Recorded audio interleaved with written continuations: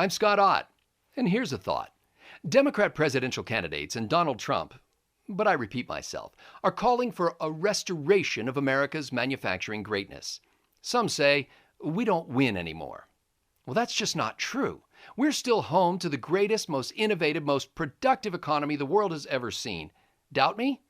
Google it. We don't have to make America great again. We are already great. But some say that we don't make anything here anymore and that we should bring manufacturing jobs back to the U.S. That's wrong on so many levels I hardly know where to start. First, our factory output is increasing, and it has been since just after World War II. Manufacturing as a percent of GDP, however, is declining everywhere around the world. That's not because we don't make stuff anymore. As I just said, our factory output is increasing. It's because other kinds of work have become much more prominent relative to manufacturing. We now do stuff that simply didn't exist before. We've moved from agricultural to industrial to intellectual. Now keep in mind, just 100 years ago or so, 2/3 of us did farm-related work. Now, about 2% of us work in agriculture. And yet our farms are more productive than ever. We're feeding more people than ever with a much greater variety of food for a lower share of the household budget. And despite the fact that we'll put nearly anything into our pie holes, we're living longer than ever. We make more stuff and better stuff at lower cost, in part because it takes fewer people, thanks to advances in automation and logistical efficiency. Now, oddly enough, progressives like Sanders, Trump, and Clinton talk like they want to halt the advance of technical progress so that more people can have middle-class factory jobs. Imagine if a presidential candidate said he was going to make American farming great again by getting rid of tractors and going back to horses, oxen, and 9-year-old boys bringing in the sheaves. He'd be laughed off the stage.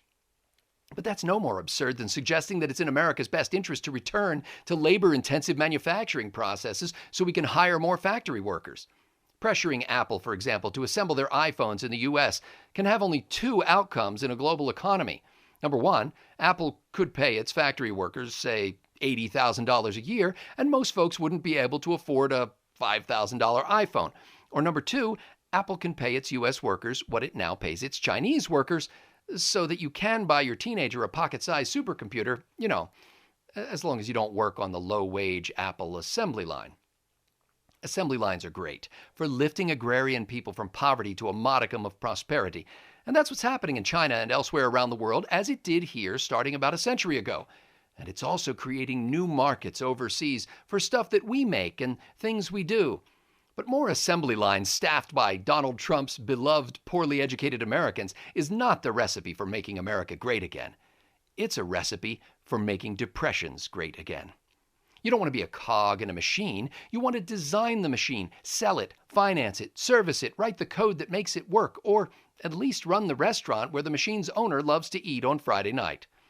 Now, if your only experience is performing repetitive tasks on an assembly line, even if you're doing okay right now, your industry is dying. Talk to your local blacksmith, wheelwright, or VCR maker and ask him how much competition he has these days. Change happens, but it just means you have to learn some new stuff. And there's good news there too. It's easier and cheaper to learn stuff today than ever in human history, and you can do it much faster. If you can see or hear this video, which almost certainly you can, the stuff you need to learn is literally at your fingertips. In a few weeks or months, you could be ready to start a new career.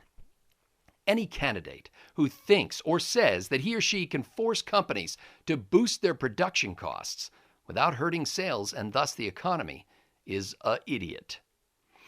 When James Scott McMaster was 12 years old, his dad took him to see Lincoln's funeral train pass through Philadelphia.